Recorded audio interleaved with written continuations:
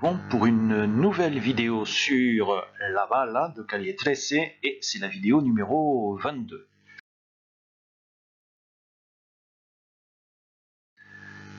Et il s'agit de prendre tout de suite, avant de continuer ma phrase, le pointeur laser et de vous rappeler que c'est du travail à faire à partir du jeudi 11, en fonction de vos possibilités bien entendu. On est dans des circonstances un petit peu particulières. Et on commence par du français et de la description, parce qu'en fait on va pas aller au-delà de ça, on va faire ça en 2 fois, pour ne pas vous surcharger de travail, parce que je suis gentil, et on va voir le premier épisode en fait d'une description des images de la vidéo. Primer episodio, describir las imágenes. Donc c'est ce qu'on va faire, rien de très compliqué, on va se contenter de décrire les images. Alors, oui, je me suis mis un pense-bête un petit peu voyant ici. Oula, ça a débordé. Ouh, c'est pas joli là. Je vais essayer de corriger. Là, j'ai mis le lien ici, mais il déborde sur le titre. Je vais essayer de penser à corriger. Et de toute façon, vous le retrouverez en description sous la vidéo. Et vous pouvez faire un copier-coller pour y accéder ou en cliquant dessus, je crois que c'est possible également. Sinon, je vais faire apparaître le clip pour ceux qui auraient des trous de mémoire ou qui ne l'auraient pas vu. Je vais faire apparaître le clip ici en haut dans une étiquette et vous allez le voir maintenant. Bien. Alors, première question. ¿En qué entorno se situaba el video? Dans quel milieu, dans quelle ambiance se situait la vidéo? Alors ça c'est une des images, mais en fait toutes les images se trouvent dans ce type de lieu. Question numéro 2. ¿Qué hacía la gente en el segundo fotograma? Fotograma numéro 1, fotograma numéro 2. Alors en fait je ne peux pas dire photo tout simplement parce qu'il s'agit en réalité d'images prises d'une vidéo ou d'un film. Et les images ou les vidéos prises d'un film s'appellent des photogrammes. C'est comme ça. Voilà. Donc, que faisaient les gens dans le deuxième photogramme? Alors faites attention, le mot gens est un mot singulier en espagnol. Et vous pouvez remarquer que les verbes sont d'une couleur différente. Pourquoi? Parce qu'on va faire de la grammaire, bien sûr. Et un petit rappel sur l'imparfait. Puisque quand je vous pose une question avec un temps donné, vous devez en théorie répondre avec le même temps la plupart du temps. Oui, je sais, ça fait beaucoup de fois le mot temps dans la même phrase. Tant pis. Alors l'imparfait sert à raconter ce qui se passait dans l'histoire. J'ai mis en jaune le verbe se passer pour que l'on comprenne mieux. Si je détaille un petit peu la construction de l'imparfait régulier, eh bien, c'est assez simple, vous prenez le radical du verbe et vous rajoutez ces terminaisons-là. Vous pouvez constater que les verbes en ER à l'infinitif et en IR ont la même terminaison. Petit rappel, ici et là, il y a un risque de confusion, il faut parfois préciser le sujet. Si je suis un petit peu précis, l'imparfait est utilisé pour une habitude du passé. Le lundi, on avait cours d'espagnol, par exemple, ou alors pour une action qui avait une certaine durée. Voilà. Allez, on passe maintenant à el español, con la bandera de Puerto Rico. Y primero vamos a describir simplemente las imágenes. Eso es el primer episodio. Lo vamos a hacer de manera muy simple. ¿En qué entorno se situaba el video? Bueno, esto es un ejemplo de los diferentes entornos del video que son todos más o menos iguales y urbanos. Pregunta número 2. ¿Qué hacía la gente en el segundo fotograma? Primer fotograma, segundo fotograma.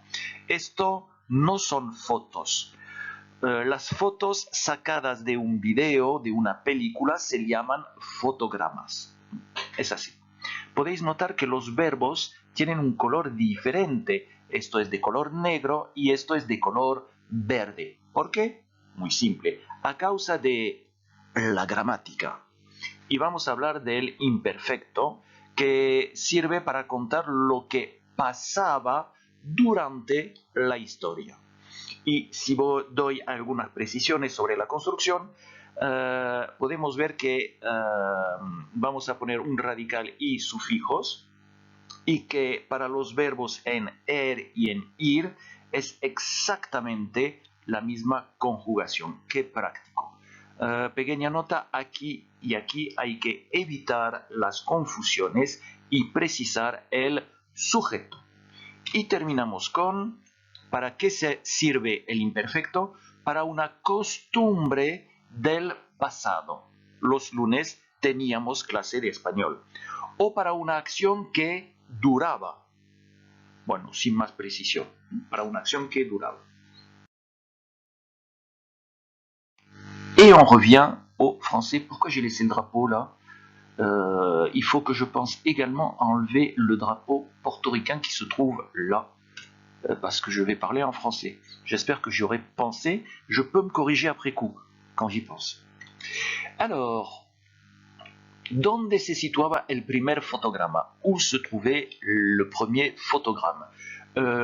Primero, quand il est masculin singulier et qu'il est placé devant un nom commun, perd le O. On dit primero quand il est tout seul, et dès qu'il y a un nom commun après, pouf, le O disparaît.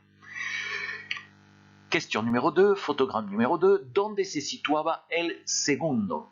J'ai pas mis le mot photogramma ici, c'est sous-entendu parce que ça me prenait trop de place et je n'avais plus de place après pour la troisième question. ¿Cómo podemos calificar esos lugares? Comment pouvons-nous qualifier ces lieux? Lugar au singulier, et on rajoute ES au pluriel. Qualificar, faites attention à l'orthographe. Vous avez une rue, vous avez un supermarché, de quel type de lieu s'agit-il? Question numéro 4. ¿Qué pasaba con los personajes? Que se passait-il avec les personnages? Je vous ai mis une très discrète indication ici, et je l'ai fait essentiellement pour que vous ne vous trompiez pas en cherchant le mot mort, parce que là, vous devez chercher un participe passé ou un adjectif, c'est plutôt considéré comme un participe passé, et non pas un nom commun. Parce que si vous cherchez juste mort et que vous ne faites pas attention, vous allez tomber sur la mort. Et la mort, ça se dit la muerte, avec un E à la fin. Et je vous ai mis l'expression parce qu'elle s'utilise avec le verbe estar. J'espère que vous vous en rappelez. Bon, au cas où, on va faire un peu de grammaire. Et je vais vous rappeler les utilisations de ser et estar avec participe passé.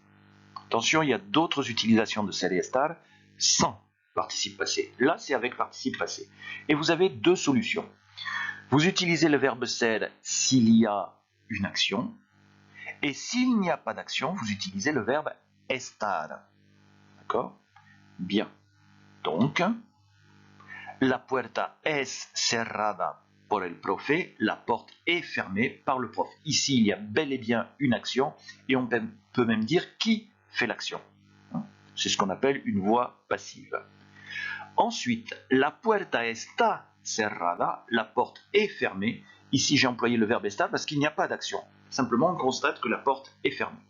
Au passage, ceci est la conséquence de cela. Là, une action qui aboutit à ça. Pas d'action. Donc là, ils sont déjà morts, ici et là. Donc, il n'y a pas d'action, c'est déjà fait. C'est la conséquence de ce qui s'est passé avant.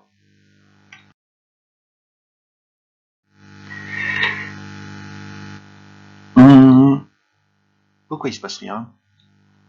Oh là là, ouf. Oh, je vais revenir en arrière. Ah, le drapeau apparaît comme il faut. J'ai eu un bug, je ne sais pas si ça s'est vu ou pas. Et on reprend en espagnol. Entonces, ¿dónde se situaba el primer fotograma? Me parece bastante simple. Y cuidado con la palabra primer. Se dice normalmente primero, pero si hay un nombre común después, la O desaparece. Y se dice el primer fotograma. Pregunta número 2. ¿Dónde se situaba el segundo fotograma? No lo he puesto porque si no me habría faltado espacio aquí para la pregunta número 3. ¿Cómo podemos calificar esos lugares? Bueno, algo bastante simple. Una calle, un supermercado, son lugares bastante comunes y donde todo el mundo puede estar. Ahí está el problema. Y lo veremos más tarde analizando estas imágenes. En fin, supongo. ¿Qué pasaba con los personajes? Aquí tenéis una pequeña indicación. Cuidado con el vocabulario para evitar las confusiones entre muerto, muerte. La muerte es un nombre común. Muerto aquí es como un adjetivo. Y utilización del verbo estar obligatoria. ¿Por qué? Pues a causa de la gramática. Y tenéis dos verbos en español, ser y estar, y aquí se utilizan con un participio, y cuidado, el verbo ser se utiliza para una acción y el verbo estar cuando no hay acción. Ejemplo, la puerta es cerrada por el profe, la puerta es cerrada por el profe, la porte est fermée par le prof. Aquí hay una acción, el profe hace la acción. Y después tenemos la puerta está cerrada, la porte est fermée, aquí no hay acción. Y esto es la consecuencia de esto. Acción, no hay acción. Y aquí tampoco hay acción. Estas dos personas están muertas y ya está. Y esta también está muerta y ya está. Sin acción.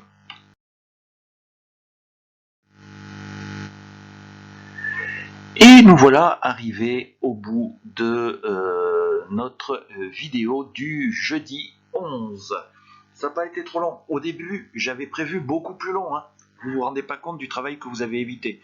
La deuxième vidéo que vous verrez à partir du lundi 15, je l'avais normalement prévue pour cette vidéo-là. En plus, vous verrez tout le travail que vous avez évité en une seule fois. En attendant, c'est la fin. Je vous souhaite bon courage.